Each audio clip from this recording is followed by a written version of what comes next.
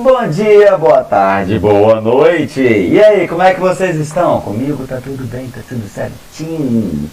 Então vamos para nossa aula resumão sobre Idade Média, um dos assuntos mais gosto. Mas ele gosta de tudo, o professor de história gosta de história, né? Nós vamos falar sobre Idade Média. E eu trouxe um vídeo do History Channel que eu pretendo passar para vocês, espero que não tenha um bloco dessa vez. E lembrando que no final do vídeo vou colocar uma descrição aqui embaixo do link e também da nossa atividade, ok? Belezinha? Vamos nós! Então, primeiro, gente, a pergunta importante é onde e quando, certo? Onde? Europa, Zoropa, né? E quando? Data lá do século V depois de Cristo até o século XV, a chamada Idade Média. Vamos lá, vamos para o nosso vídeo. A era medieval sempre estimulou a minha imaginação. Um mundo de lendas, cavaleiros e castelos, um tempo de justas e batalhas heróicas. Mas também foi um tempo de construção, um tempo de mudança e de inovação. Meu nome é Mike Lourdes e eu passei a minha vida tentando entender o passado, vivenciando ele. Eu sou um historiador que acredita que quando você coloca suas mãos no passado, você descobre o lugar surpreendente que ele era. Um mundo com desafios conhecidos, mas com soluções muito diferentes. Estou seguindo em uma jornada para explorar o mundo medieval. Um mundo que se estendeu por 1000 anos, da queda do Império Romano até a Renascença. Então vamos lá. Essa introdução dele foi maravilhosa, né? Porque ele vai falar o objetivo do documentário, ia falar e começa a falar sobre o período medieval, né? Que durou cerca de 1000 anos e que lá começa com o fim do Império Romano do Ocidente e vai lá no início da Renascença. Beleza? Vamos nós. Foi! Quero chegar o mais próximo possível da vida cotidiana das pessoas comuns. E para participar das perseguições da nobreza, vou experimentar o que era viver nesse fascinante período da nossa história. Galerinha minha, isso é fantástico, porque ele vai vivenciar numa cidade, num lugar, numa cidade só, não num feudo, né? Num cenário medieval. Olha que bacana. E vai vivenciar as experiências, vai mostrar a gente, né? Vai mostrar como é que era a sensação de estar vivendo na Europa medieval. Vamos nós. Algumas serão só detalhes do dia a dia e outras serão espetaculares. Tudo será 100% autêntico. Livre!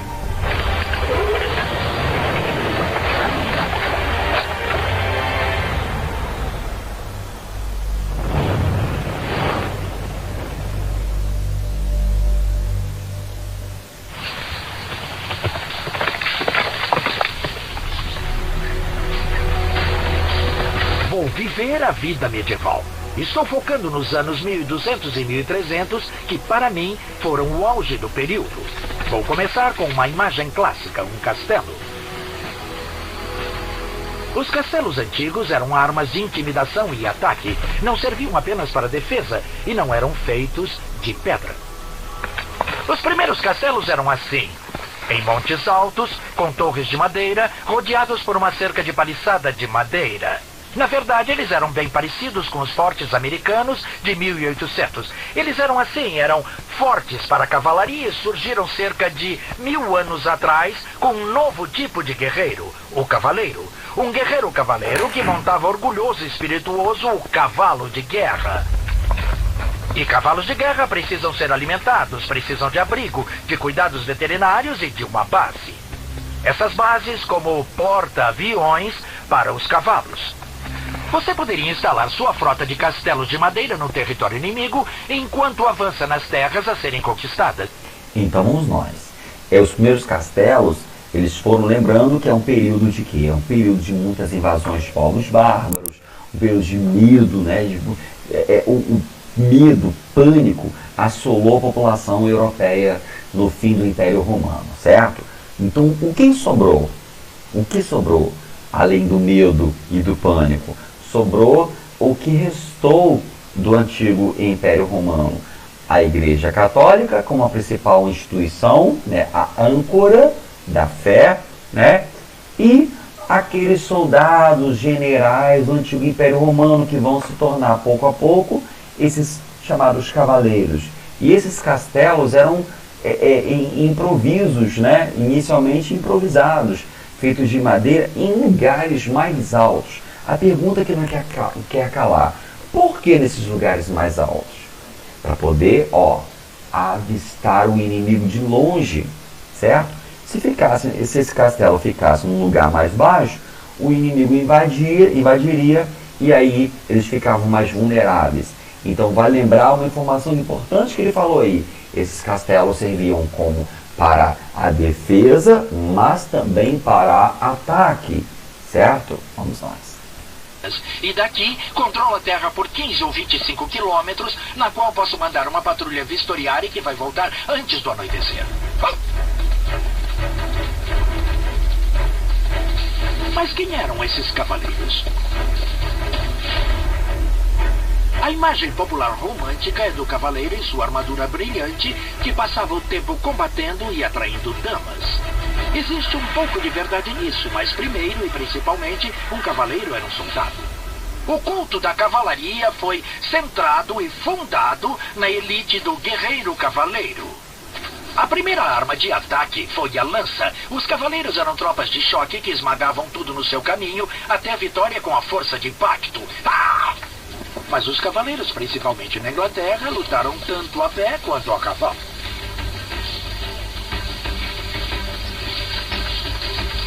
Então vocês observem aí que não é aquela figura clássica que nos filmes, né? Assim não.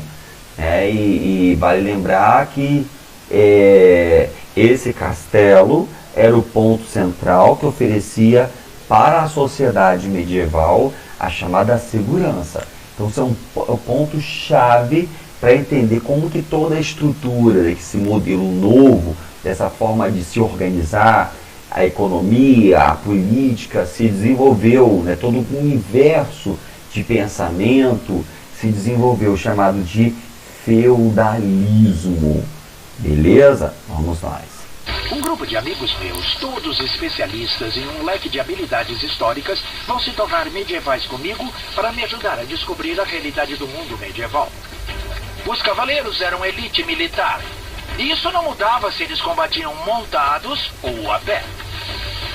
Outra coisa que a gente pode observar aí, não havia ruas, não havia estradas, havia trilhas. Então, vale lembrar, como que a vegetação da Europa Central é formada pela chamada Floresta Negra, que hoje quase não existe mais, ela foi reduzida em lugares de preservação. Mas nessa época, a Floresta Negra era o cenário, né, desse feudo.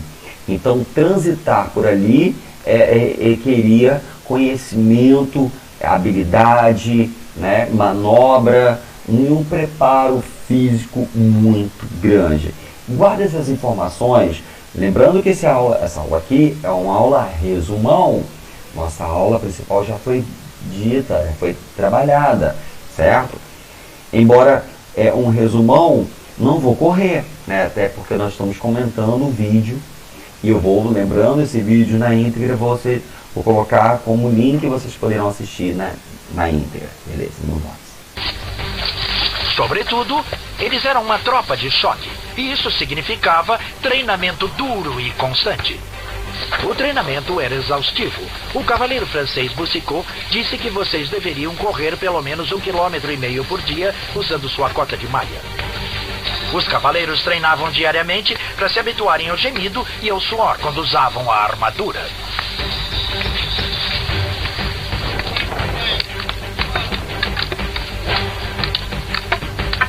Este é o poste, um poste de madeira robusta que seria o equivalente medieval ao saco de Vox. Eles estão trabalhando no poste com as espadas de madeira. Muitos textos dizem que as espadas de madeira poderiam pesar o dobro de uma espada de aço. Então isso não é uma opção fácil. Isso serve para aumentar a sua força e sua resistência. Na batalha, as lutas eram difíceis, violentas e brutais. E os bravos cavaleiros lutavam com todos os meios que tinham à sua disposição.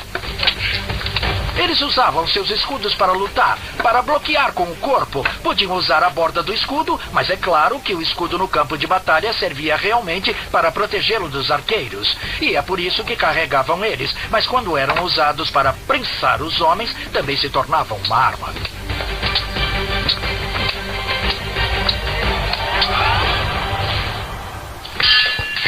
Os cavaleiros treinavam duro para dominar uma ampla gama de técnicas de combate. Lutas de contato físico eram uma parte essencial da luta de espadas medievais. Segurar a lâmina para usar a espada e a meia espada. Daqui, eu posso tirar a espada dele do caminho. Eu posso ir para o rosto, quebrar os dentes dele. Ou poderia pegá-lo com a guarda cruzada. Poderia acontecer em uma batalha o esmagamento de homens em ambos os lados. Eles esmagariam você. Então vamos empurrá-los. Eles estão ficando cada vez mais perto um dos outros. E por fim vão ficar todos juntos. E você não terá escolha senão entrar no confronto corpo a corpo. Então, gente, olha só. Quando nós falamos sobre o pacto servil entre o cavaleiro e o servo, muitas das vezes a gente pensa assim: ah, mas que absurdo que era, né, o camponês, o servo, trabalhar arduamente e oferecer o seu trabalho, sendo muito explorado pelo nobre, pelo cavaleiro. Parece um pensamento para quem não entende, não mergulha na história, parece mesmo que o cavaleiro tinha uma vida maravilhosa, ficava dentro do castelo, só vivendo bem bom. Mas essa realidade, na prática, era bem diferente, né? Vocês estão observando aí detalhes do treinamento, de como que era na prática também, era duro, né? Então o pacto servil era o quê? Era um acordo, um juramento de ambas as partes, dos cavaleiros que dariam até a sua última gota de sangue, suor, para salvar e proteger os servos. E os servos dariam até a última gota do suor e de seu sangue para trabalhar e produzir alimentos para o seu senhor. Então, esta relação definida pelo juramento de servidão, ela tinha um certo equilíbrio, certo? Vamos avançar, gente. Eu vou avançar isso aqui. Lembrando, quem quiser assistir na íntegra, depois só clicar no link. Uma olhada em um castelo antigo. Estou na vida medieval. Vou ajudar a construir um novo.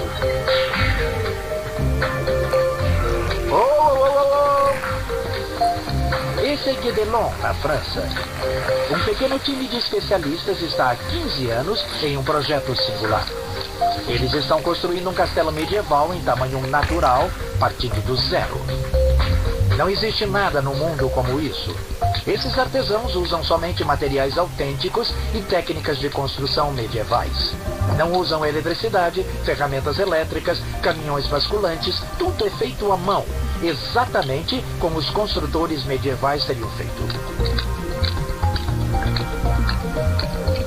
Bonjour, Clément. Bonjour, monsieur. Tudo bem? Estou bem, obrigado.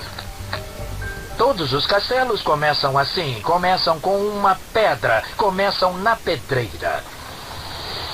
Mesmo para a extração das pedras, usava-se somente as técnicas tradicionais e trabalho duro. Uma vez que a pedra era extraída, ela era moldada por pedreiros. O pedreiro-chefe era a pessoa mais importante em qualquer projeto de construção do castelo. Ele era o arquiteto, construtor, designer, artesão e engenheiro. Tudo em um. Abaixo do pedreiro estava um exército de comerciantes. Seriam até 200 homens para um castelo desse tamanho, fazendo de tudo, desde os andaimes de madeira até as telhas de barro e argamassa. Tudo do zero.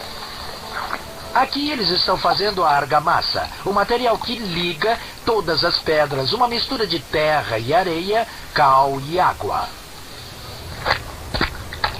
Bem, gente, vale lembrar que esse material semelhante, um material semelhante a esse aí, foi utilizado na construção dos fortins aqui no Brasil colonial.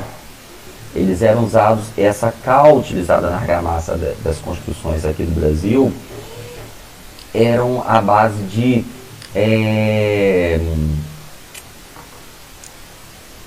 me esqueci, eu vou lembrar, me lembrei, sambaquis.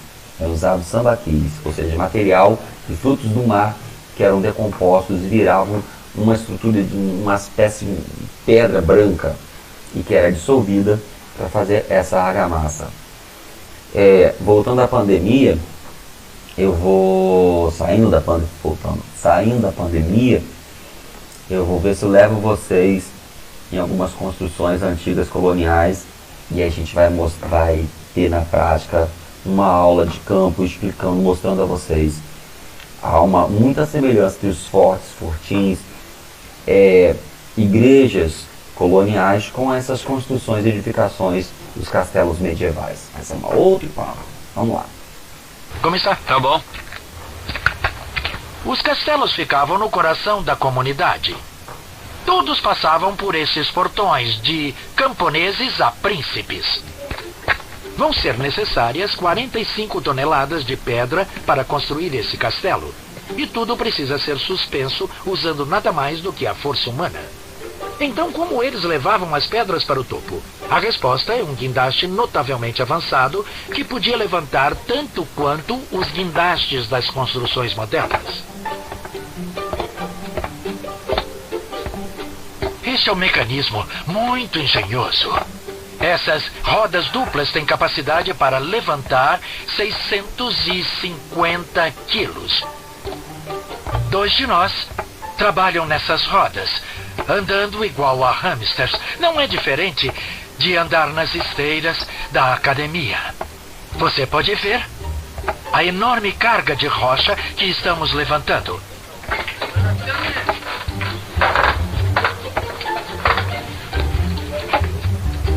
Agora a carga está dando a volta. A caixa com as pedras está sendo colocada na posição e estamos levantando-a para os pedreiros do piso superior. Guédelon foi baseado em um projeto de um castelo francês de 800 anos. Quando estiver terminado, vai ter 6 torres, um grande salão e grandes muralhas envolvendo mais... Bem, então como nós falamos de Idade das Trevas, imaginamos que eles levaram 1000 anos num marasmo, sem avanço tecnológico, sem produção cultural, e esse pensamento está errado. Vocês estão observando aí a quantidade de conhecimento em exemplos, né, mostrando na prática como que era engenhoso a construção de um castelo e complexo, né? Um sistema de andaimes, um sistema de roldana, até de guindaste, até levar quase 1 tonelada de pedras lá em cima. Mais de 1 acre de terra, tudo cercado por um enorme fosso seco. Esse é o topo da Torre do Lorde. Estou colocando a argamassa para colocar a próxima pedra. Se você olhar para esta pedra, vai ver o detalhe e a atenção dessa construção. Tem essas marcas de pedreiro aqui. Primeiro de tudo, há uma seta que está nos dizendo que esse é o lado que deve ficar. Esse é o nome do homem que fez isso. O nome do homem que cortou a pedra. Essa é a medida dela, em algarismos romanos, que é o número 8, dizendo que sua espessura é de 8 polegadas. Acho que vou precisar da sua ajuda. Me ajude, vou incliná-la assim. Guarda essa informação, gente, porque se nós tivermos oportunidade de visitar um lugar que eu quero levar vocês, vocês vão lembrar disso. Nos tijolos que eram construídos pela mão de obra aqui no Brasil, aqui em Campos, né? Cada operário, cada trabalhador, vamos chamar de trabalhador, de escravo, fazia uma marca no tijolo, e essa marca ela definia a quantidade de peças ou quem estava trabalhando aquilo ali, entenderam? Então tem muitas semelhanças, muitas informações aí que se cruzam. Certo, aqui vamos nós. E agora ela está presa de verdade. E essa pedra está perfeita. Eu construí um pequeno pedaço do castelo de Guedelon. E aquilo ali é um plumo, né, medieval, que era usado para quê? Para que tudo ficasse alinhado, certo? Feito de madeira, feito de corda, né, e um peso. Isso era engenharia precisa, criando construções que durariam centenas e centenas de anos. Os castelos continuam sendo uma vista majestosa da paisagem europeia de hoje. Coming up next, I'm going travelling, and I'm going to see what happened when they caught a medieval rogue trader.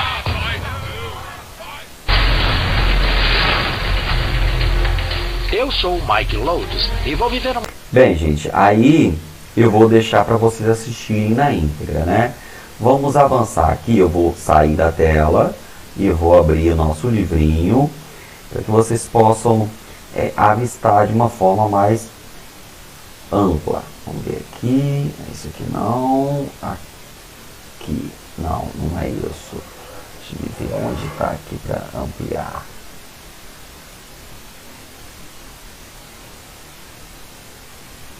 Vamos ver onde está para ampliar isso aqui, aqui. Não é. Não, aqui para inserir. Enfim, vamos avançar por aqui mesmo, do jeito que está aqui. Bem, e aqui nós falamos sobre a formação do Império de curta duração, exemplo do Império Carolíngio. Vamos avançar, de forma bem resumida, eu vou ler algumas partes, tá? Nós vamos avançar, porque isso aqui é um vídeo resumão. Os povos germânicos formaram vários reinos nas regiões onde antes existia o Império Romano. Vimos sobre isso aí. Os germânicos se diferenciavam dos romanos quanto à organização do Estado. Não tinham leis escritas, nem instituições políticas, como o Senado e a Assembleia. Assim, o poder e o próprio reino eram compreendidos como propriedade do rei. Nesses reinos, as relações entre rei e súditos baseavam-se nos laços de honra e fidelidade. Então, muito da cultura dos germânicos acabou influenciando a formação medieval, certo?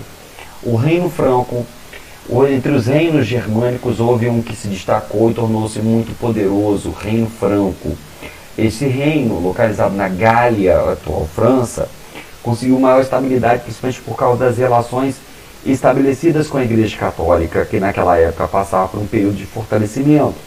Lembrando, o que sobrou do antigo Império Romano foi a Igreja Católica. Depois de unificar os francos, sob seu comando em 496, Clovis, considerado o primeiro grande rei franco, converteu-se ao cristianismo. Essa aliança com a Igreja Católica aumentou o poder de Clovis e permitiu a expansão do reino, pois a Igreja apoiava o projeto franco de unificar o território da Gália e converter seus habitantes à religião cristã. Então, logo o reino franco percebeu que o cristianismo poderia se tornar um ponto de unidade entre as áreas de dominação desse reino. Depois da morte de Clovis, no entanto, o reino franco passou por um período de divisões entre os herdeiros do trono e se enfraqueceu. Bem, mais tarde, em 751, o majordomus Pepino o Breve obteve o apoio do Papa e afastou o rei Childerico III, tornando-se o novo rei dos francos e iniciando a dinastia carolíngia.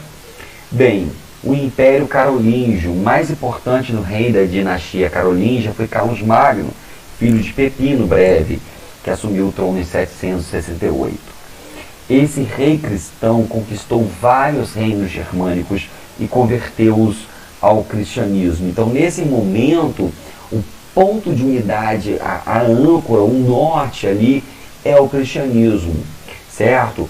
Então, gente, esse período da história, entre o século V até o século X, é chamado de Alta Idade Média. É nesse momento que fortaleceram-se as bases do que nós chamamos de feudalismo. Foi o apogeu, o ápice do feudalismo. A constituição de um poderoso império, a formação desse poderoso império cristão, interessava a Igreja Católica, pois favorecia a expansão do catolicismo. Assim, na noite de Natal do ano 800, o Papa Leão III coroou Carlos Magno como imperador do Ocidente. Dá para observar que existe toda uma vontade, um anseio de constituir, de formar um reino único, né, como lá no antigo Império Romano. Só que isso só foi um desejo, né? Porque nós temos aqui, esse Império Carolíngio e vários reinos separados, né? E não durava muito tempo. Bem, sobre a sociedade, né? Condes, marqueses, duques. Apesar de ser católico, Carlos Magno preservou vários costumes germânicos, como as leis de tradição oral e de doação de parte das terras conquistadas aos chefes militares. Para administrar o império, Carlos Magno dividiu em cerca de 200 condados e entregou a administração de cada condado a um conde, que era auxiliado por um bispo. Então, todos esses condados tinham lá a figura, todos tinham, né, a figura de um conde, né, que seria o poder local, nobre, e também a figura de um bispo, que seria a autoridade da Igreja Católica Apostólica Romana. As regiões de fronteira, chamadas de marcas, eram administradas pelos marqueses, e os territórios próximos das fronteiras, chamados de ducados, eram administrados pelos duques. Então, os marqueses ficavam nas marcas, né, entre as fronteiras, entre um território e o outro. Esses funcionários reais acabaram constituindo a base da nobreza na Europa. Após a morte de Carlos Magno, em 814, o império foi dividido entre seus 3 filhos. Com a divisão, houve um enfraquecimento do poder dos reis e um fortalecimento do poder dos nobres. Além disso, a partir do século X, houve uma nova onda de invasões. Árabes, húngaros, vikings, vindos de diferentes regiões, causando grande devastação na Europa, enfraquecendo desse poder centralizado. Bem, nós temos aqui os feudos, uma combinação de tradições romanas com as germânicas. Como eu falei para vocês, a tradição oral é uma tradição lá dos germânicos, que vai se juntar com as tradições romanas. Então, o sistema de colonato, por exemplo, de origem romana, formava a obrigação dos trabalhadores rurais entregar parte de sua produção e trabalhar alguns dias da semana nas terras do senhor, ou seja, dos proprietários das terras. O juramento de fidelidade que os nobres feudais prestavam entre si, por sua vez, era uma tradição germânica, ou seja, da palavra. Essa tradição teve origem no comitatus, grupos de guerreiros armados formados pelos germânicos em épocas de guerra. Bem, nós temos aqui características do feudalismo, como nós já vimos aí, a ruralização da economia. O povo foi para o espaço rural e em torno desse espaço rural se desenvolveu, foi codificado o castelo como ponto central, que ofereceria então proteção a toda a sociedade, as casas dos camponeses, o castelo onde moravam os nobres, né, ou seja, o cavaleiro, a sua família, e as casas dos camponeses, onde obviamente moravam os camponeses. Aí nós tínhamos a floresta como área, que seria a área livre, é óbvio que era de domínio, tudo pertencia ao senhor feudal. Havia a área de agricultura do senhor feudal, que os camponeses trabalhavam nessas terras no chamado manso senhorial, e aqui os chamados mansos servis, que eram áreas dos camponeses, que eram os plantios dos camponeses nas áreas, nos períodos da semana de folga dos camponeses, eram períodos de trabalho, né, para si, para sustento. E as áreas coletivas, como eu falei para vocês, dessas florestas. Tudo isso aí nós chamamos de feudo. E a única divisão, a única muralha que existia é em torno do castelo. E claro, a ideia de uma capela ou uma igreja que representava o poder da instituição católica. Fechou? Vamos nós. Já falamos sobre o juramento, beleza, vamos avançar. No início do vídeo eu falei sobre o juramento. Nós temos aqui os suceranos e os vassalos. Ou seja, quem estava no topo era sucerano, abaixo dele o seu vassalo. Mas poderia existir um sucerano que seria vassalo de um outro sucerano. Ou seja, é uma sociedade hierarquizada, né? Ou seja, tinha uma escadinha estabelecida pela questão da fidelidade, do juramento e das posses das terras. Nós temos a sociedade aqui, a nobreza que estava lá no topo, né? O clero, que é dividido entre alto e baixo clero, lembrando que em muitos feudos essa ordem estava inversa, ou seja, no topo o clero, abaixo os nobres, e no povão, né, na base da pirâmide social, os camponeses, chamados também de servos. O grupo dos camponeses era formado basicamente pelos servos da gleba. Eles podiam usar algumas terras do feudo, em troca deviam trabalhar para o senhor, já falamos sobre isso. Avancei.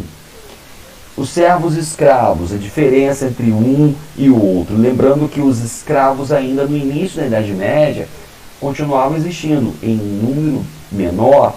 Era uma herança lá do antigo Império Romano, o cara que se endividava e para pagar as suas dívidas virava escravo. Vamos avançar.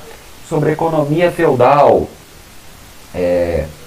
o feudo, nós temos aí todo o trabalho em torno das práticas agrícolas, né, na produção de alimentos, na criação de animais e também no artesanato. E o comércio, fechou. Eram as principais atividades econômicas dentro dessa estrutura chamada feudal. Então nós temos aqui as obrigações, como o dízimo, né, que até hoje existe dentro das igrejas, se 10% do que era produzido era pago à igreja. Nós temos aqui as atividades artesanais, como eram executadas através das trocas, né, no geral das trocas. Aqui nós temos as casas dos servos, aqui em destaque, ficavam agrupadas em aldeias. Os mansos servis, como o tio Lelê já explicou, né, as áreas de cultivo dos servos. Os mansos senhoriais, que eram as áreas que os camponeses trabalhavam para o seu senhor. E aqui o castelo, né, uma construção edificada, seria de proteção e também ataque. Nós temos aqui o comércio, que era local, era a base de troca. Nós temos a atividade pecuária, como uma atividade complementar. As terras comunais, que eram áreas coletivas, assim como as áreas de floresta, né, que usavam para tirar lenha, para caçar. Enfim, muito presentes nos contos de fábulas, a história de Robin Hood. Todo mundo já ouviu falar, né, Robin Hood, né? É uma lenda medieval. Bem, gente, Tristão e Isolda, né, uma grande obra literária que se tornou uma obra literária baseada num conto medieval, que é Rei Arthur. Tem um monte de fábulas e histórias medievais fantásticas. Bem, nós temos aqui, gente, as banalidades, que eram os impostos pagos pelos camponeses em áreas que pertenciam ao senhor. Então, por exemplo, eu quero caçar, eu quero passear no meio da floresta, e aí no caminho tem uma estrada, uma ponte que não é minha, eu tenho que pagar um imposto, né? Esse imposto era chamado de banalidade. Vamos nós, eu tenho um trigo, eu quero moer lá no moinho do senhor feudal, tem que pagar uma banalidade. Tudo era pago, né, através ou do trabalho ou tributo. O crescimento da população, né, a partir do momento que houve uma mudança climática e também de redução de guerra e avanço tecnológico, houve um avanço, um crescimento demográfico. Aí que nós temos um avanço tecnológico que possibilitou o aumento da produção de alimentos, né, a rotação trienal de culturas. Então nós pegamos aqui basicamente uma porção de terra, dividimos em 3 partes, 3 porções. Essa parte A era plantada, a parte B poderia ser plantada a mesma coisa ou não, e a terceira parte, a parte C, ficava em pousio, ou seja, em repouso. Depois aí rodava. Essa parte aqui C virava A, essa aqui virava B, e essa aqui ficava em pousio ou repouso. E assim ia rodando, e sempre uma parte ficava em repouso, e a terra tinha um fôlego para poder se reconstruir e aumentar a produção de alimentos. Além disso, como o tio Lelê falou, houve um avanço tecnológico, como a charrua, o cavalo passa agora a substituir o boi para puxar o arado. Outro detalhe que o tio Lelê falou no vídeo 1 lá para trás, a ferradura, que não foi colocada aqui não, tá? O tio Lelê está complementando aí o nosso material, o nosso livro. A ferradura foi fundamental. Ficou assim, como é que os autores do nosso livro não colocaram a ferradura? Pelo amor das minhas criancinhas, né? A ferradura foi fundamental, porque ela fez com que o cavalo pudesse trabalhar com mais força, trabalhando uma carga maior e trabalhando mais rapidamente. Fechou? Vamos nós. Nós temos o moinho também, né? Que ajudou a facilitar a produção de alimentos, moendo, produzindo farinhas, né, de cereais. Vamos nós. Aqui o avanço da arquitetura, né, no esquema de uma igreja românica e de uma igreja gótica. Igreja gótica, fantástica, fantástica, fantástica. Aqui nós temos o poder da Igreja Católica. O tio Lelê falou para vocês que era a última instituição o que sobrou do céu, né? O que sobrou do antigo Império Romano foi a Igreja, e como ponto de unidade. Bem, nós temos problemas internos, já vimos isso aí no vídeo 1, óbvio, falando das ordens que meio a luxo, riqueza, assim, afastando dos dogmas, dos padrões pregados pela igreja, né? Ou seja, como é que funcionava isso, gente? Vamos nós, deixa eu ler, vai explicar. O filho mais velho, primeiro tinha que ter filho, né? E o filho e não filha, ou seja, homens e não mulheres. Homens eram melhores, né, nessa estrutura. Aí o filho mais velho era usado para quê? Usado, né? Seu papel era de quê? Era herdar todos os bens da família. O filho, estou falando de uma estrutura de uma família nobre, tá? O filho do meio podia ser usado mandado para uma igreja, certo? E o filho mais novo ficaria de repente aí para cuidar dos pais, né? Quando mais velhos, não eram usados para casar, tá? As filhas eram moedas de trocas, né? Para casamento, os dotes, para poder unir, era uma política chamada política de casamento. Pois é, política. Ou seja, a menininha lá, quando nascia, já tinha sua mão prometida a um nobre, certo? Isso é uma estrutura medieval. Isso aconteceu no Brasil até boa parte. Bem, da nossa história, nós temos as cruzadas, que marcaram aí já na alta Idade Média para baixa Idade Média, lá por volta do ano 1095. A ideia seria convocar os cristãos para fazer uma cruzada de dominação da chamada Terra Prometida, e lá Terra Santa, Jerusalém. Essas cruzadas tiveram um certo sucesso, porque eles conseguiram conquistar, mas não totalmente, porque logo a Terra Santa foi reconquistada, mas a Igreja Católica conseguiu atingir certos objetivos, conseguiram ter alguns objetos sagrados, levar para a Europa, os nobres conseguiram algumas terras lá, conseguiram abrir comércio com o Oriente. Então, eu diria que as cruzadas foram bem sucedidas, né? Aqui o livro diz que não atingiram seus objetivos. Eu discordo. As cruzadas tiveram um certo sucesso, sim, e elas provocaram consequências brutais na história da Europa. Por quê? Porque elas abriram mercado do Oriente, chamadas Índias Orientais, levando esses produtos de fora, chamados de especiarias, que eram em geral temperos, como cravo, canela, gengibre, noz moscada, pimenta do reino, etc. E ao mesmo tempo vão provocar lá na frente mais problemas, né? Vamos lá, as cidades medievais, como eu falei para vocês sobre o comércio, né? Lá por volta do século XI, século XII, começaram a surgir cidades fortificadas, chamadas de burgos. Essas cidades, elas eram comerciais, e elas inicialmente, elas praticavam, era praticado o comércio local, com trocas locais. E no momento em que essas cidades começaram a prosperar, começaram a crescer, elas começaram a integrar, graças também às cruzadas, a conectar o Oriente com o Ocidente, através do comércio. Olha lá, salve essas informações, vamos lá. As cruzadas abriram o mercado. 1.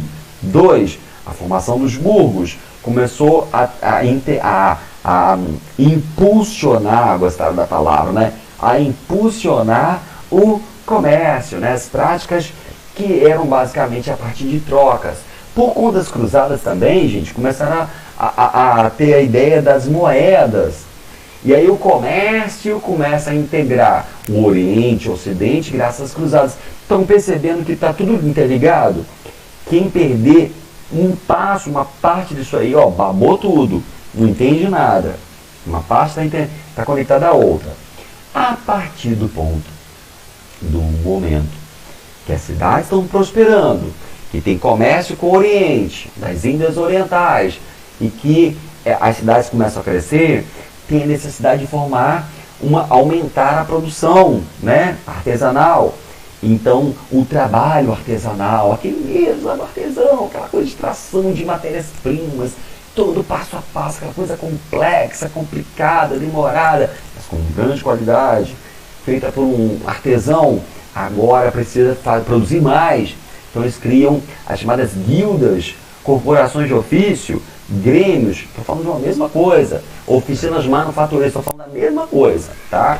Dentro dessa estrutura, a ideia era qual? Aumentar a produção, beleza? Segundo, fazer uma chamada divisão social do trabalho, cada um fazer uma etapa, e assim, ó, aumentar a produção, certo? Bem, os membros das corporações de ofício eram considerados cidadãos livres. Esse fator contribuiu para o aumento da população urbana, pois naquela época era cada vez maior o número de servos que abandonavam os feudos e se dirigiam para as cidades. Então, nesse momento, está surgindo um modelo novo, né? O feudalismo está perdendo espaços a partir do século XII, né? Está se perdendo aquelas características do feudalismo, aquela coisa lá, como eu falei para vocês, da Alta Idade Média. Agora é Baixa Idade Média. Nesse momento agora está surgindo o que nós chamamos lá na frente, vamos chamar de capitalismo comercial, beleza? Aí o dinheiro passa a ser importante. Bem, os primeiros banqueiros vão ser os cruzados, né? Vão ser os cambistas, vão ser os cruzados, que vão emprestar dinheiro, que vão integrar, ligar a mercadoria. Então, nós temos atividades completamente novas, chacoalhando, sacudindo as estruturas do chamado feudalismo. É claro que a Igreja Católica está indo contra, vai chamar isso aí de usura. Nós temos aqui, ó. Bem, e esses burgos, essas cidades fortificadas, vão receber esses comerciantes que eram inicialmente lá camponeses e que agora vão se tornar comerciantes. vão se chamar de burgueses. Vai se criar o que nós chamamos de burguesia, uma nova classe social, que lá na frente vai provocar lá o fim desse sistema feudal. E nós temos aí no final da Idade Média, no século XIV, a grande peste, a peste bubônica, a peste negra, que dizimou boa parte da população. Essa peste negra, ela foi provocada pelo quê? Pela bactéria das pulgas dos ratos, que chegaram à Europa através do comércio, né, de produtos levados nos porões dos navios, que não tinham muitos cuidados de higiene, né, não eram muito bem limpos, enfim. Isso tudo agravou, fez com que a peste dizimasse boa parte da população. Estima-se que parte, 2/3, algumas regiões, 2/3 da população europeia morreu, né? Houve uma dizimação de boa parte da população. Então, galerinha minha, beijinho nas crianças, espero que vocês tenham gostado. Ó, lembrando que eu vou colocar uma atividade na descrição do vídeo e o link do vídeo, do documentário, na íntegra para vocês assistirem, ok? Então, ó, um beijinho nas crianças.